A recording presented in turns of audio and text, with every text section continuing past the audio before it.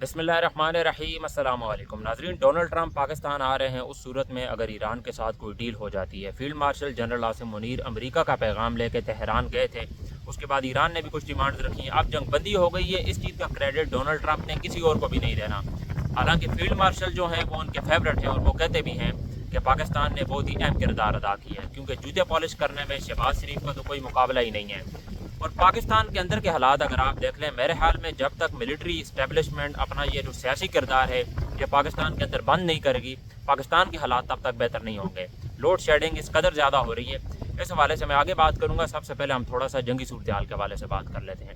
اب جنگ بندی ہو گئی ہے، ایز آئی سیڈ کہ ڈونلڈ ٹرمپ نے اس چیز کا کریڈٹ کسی کو بھی نہیں دینا، وائس پریزیڈنٹ کو بھی نہیں دینا جو یہاں آئے تھے، کیونکہ اب لبنان کے جو پریزیڈنٹ ہیں ان کے ساتھ بات چیت ہوئی ہے ڈونلڈ ٹرمپ کی، اور ایران نے یہ ڈیمانڈ رکھی تھی کہ لبنان کے اوپر آپ نے جو اٹیک کیے ہیں انہیں فوری طور پر آپ ختم کریں، اس کے بعد ہی ہم آگے مذاکرات کریں گے۔ تو ڈونلڈ ٹرمپ نے کہا ہے کہ میں پاکستان آؤں گا اس صورت میں اگر ایران کے ساتھ، ظاہر سی بات ہے اب ان کے پاس اور کوئی جواز نہیں ہے، اب یورینیم کی بات آ گئی ہے بیچ میں، تو اس حوالے سے یہ کوئی ڈیل وغیرہ طے کرنا چاہ رہے ہیں، کیونکہ ڈونلڈ ٹرمپ کی جو مقبولیت ہے وہ اب امریکہ کے اندر بالکل نہ ہونے کے برابر ہے، اسی لیے وہ جنگ کا جو کریڈٹ ہے وہ خود لے رہے ہیں کہ میں نے جنگ رکوائی بھی ہے اور میں نے جنگیں جتوائی بھی ہے، تو ساری چیزیں جو ہیں وہ اپنے حصے میں ڈال رہے ہیں۔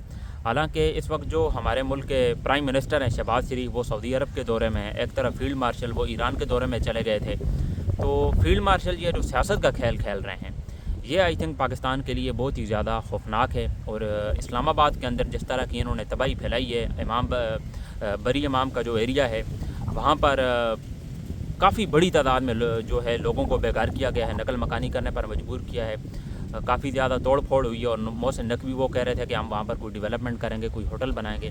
آپ نے لوگوں کو کہیں کا نہیں چھوڑا، اس حوالے سے اس وقت پاکستان کے اندر کوئی بات ہی نہیں کر رہا ہے کہ سب سے بڑے یہ جو طبقہ ہے، ایلیٹ لیول طبقہ پاکستان کا، یہ اس قدر پاکستان کو لوٹ رہا ہے، پاکستان کی عوام کا خون چوس رہا ہے، اور جس قدر فسطائیت اور ظلم یہ کر رہے ہیں پاکستان کی عوام پر، پاکستان کی عوام تو بدوائیں دے رہی ہے انہیں، تو وہاں پر لوگ ابھی کہاں جائیں گے؟ ان کا آپ کوئی الٹرنیٹ تو دیں انہیں، آپ الٹرنیٹ بھی کوئی نہیں دے رہے، تو اس صورت میں آپ ان پر کیسے بھروسہ کر سکتے ہیں کہ یہ کسی اور کی جنگ رکوائیں گے؟ یہ تو اپنی عوام کو نہیں چھوڑ رہے، اور یہ نوبل انعام کے اقدار ہیں، سیریسلی آپ یہ کہہ رہے ہیں یہ نوبل انعام کے اقدار ہیں؟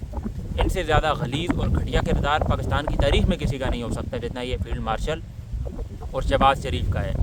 اتنا بڑا نقصان کر دیا آپ نے اسلام آباد کے اندر، ایک گاؤں پچھلے کئی سالوں سے جو ہے وہاں پر وہ آباد ہے، اور آپ نے وہاں پر توڑ پھوڑ کر دی ہے، اور وہاں پر کوئی ایسا ویڈیو ریکارڈنگ نہیں کر سکتا، وہاں پر ریکارڈنگ نہیں ہو سکتی، گرفتار کیا جاتا ہے اس کے بعد فوری۔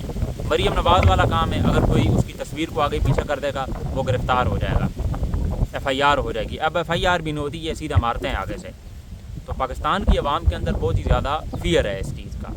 تو ڈونلڈ ٹرمپ کافی زیادہ ویسے ڈیسپریٹ بھی تھے اس جنگ کو چھوڑنے کے لیے، امریکہ کی عوام بھی نہیں چاہتی تھی کہ امریکہ جو ہے اس جنگ کے اندر کودے، لیکن امریکہ نے اسرائیل کے ساتھ دوستی نبھائی ہے، اور ڈونلڈ ٹرمپ کی جس طرح کا کردار رہا ہے اور جس طرح کی اس کی آپ یہ سمجھ لیں کہ ہسٹری رہی ہے، ایک گھٹیا انسان ہے، اور ایپسٹین فائل کے اندر جس بندے کا نام 38,000 بار آیا ہو، آپ خود اندازہ لگا لیں، وہ شخص یہ دعویٰ کرتا ہے کہ میں نوبل انعام کا حقدار ہوں، اور ہمارے ملک کے جو پرائم منسٹر ہیں، جو فیلڈ مارشل ہیں، وہ اسے نامزد کرتے ہیں نوبل پیس پرائز کے لیے۔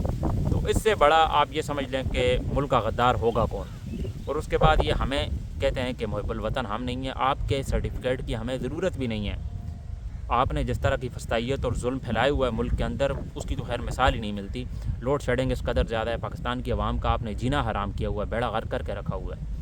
پاکستان کے اندر کی اگر ہم اور خبروں کی جانب بڑھیں تو کل بشرا بی بی کے حوالے سے بہت ہی خوفناک خبریں آئی ہیں، ان کی بھی جو حالت ہے کافی زیادہ کرٹیکل ہے، اور عمران خان نے کل میڈیا والوں سے جب گفتگو کی اڈیالہ جیل کے اندر، جس میں انہوں نے کہا میں عاصم منیر کو نہیں چھوڑوں گا اگر میری اہلیہ کو کچھ ہو جاتا ہے۔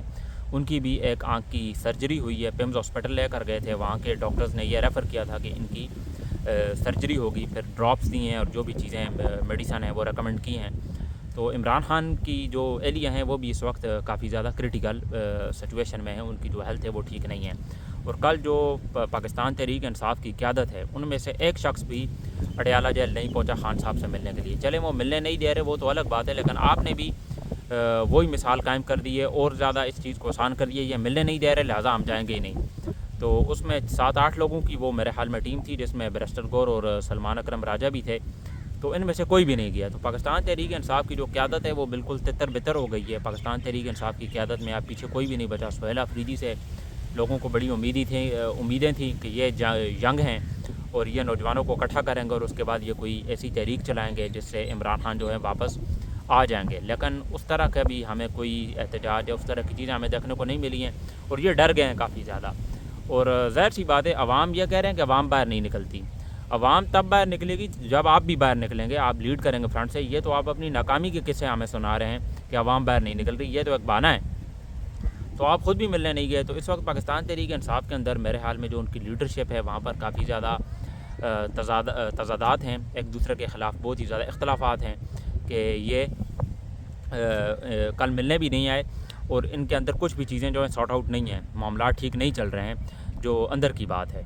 تو اس کے لیے عوام کو آئی تھنک کہ باہر نکلنا ہوگا اور پاکستان تحریک انصاف کی جو قیادت ہے ان کو لیڈ کرنا ہوگا. ادروائز یہ پرابلمز جو ہیں وہ اور بڑھتی جائیں گی اور اس طرح مسئلے کا حل نہیں نکلے گا. ہماری جو افواج ہے وہ تو چاہتی نہیں ہے, field marshal general Asim Munir نہیں چاہتا کہ عمران خان جو ہے وہ باہر آئیں, اور کیونکہ اگر وہ خان صاحب باہر آ جاتے ہیں تو ان کی سیاست کا اس کے بعد بیڑا غرق ہو جانا ہے اور انہوں نے دوبارہ پرائم منسٹر خیر بننا ہے. آپ ملک سے ان کو ہٹا تو کوئی نہیں سکتا.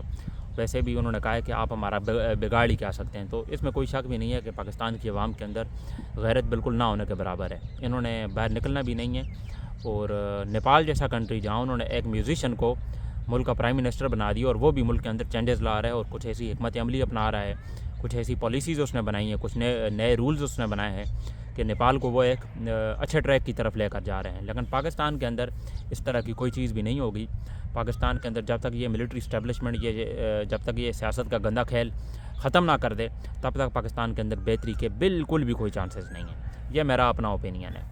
تو یہ کچھ ڈیولپمنٹس تھیں جو میں نے آپ کے سامنے رکھی. امید ہے کہ آج کا ولاگ آپ کو پسند آیا ہوگا. آپ سے ریکویسٹ ہے, آپ نے ابھی تک چینل کو سبسکرائب نہیں کیا ہے تو سبسکرائب ضرور کر لیں اور ویڈیو کو لائک کرنا نہ بھولیے گا. ملتے ہیں آپ سے انشاءاللہ اگلے ولاگ میں. مجھے دیجیے اجازت. اللہ حافظ.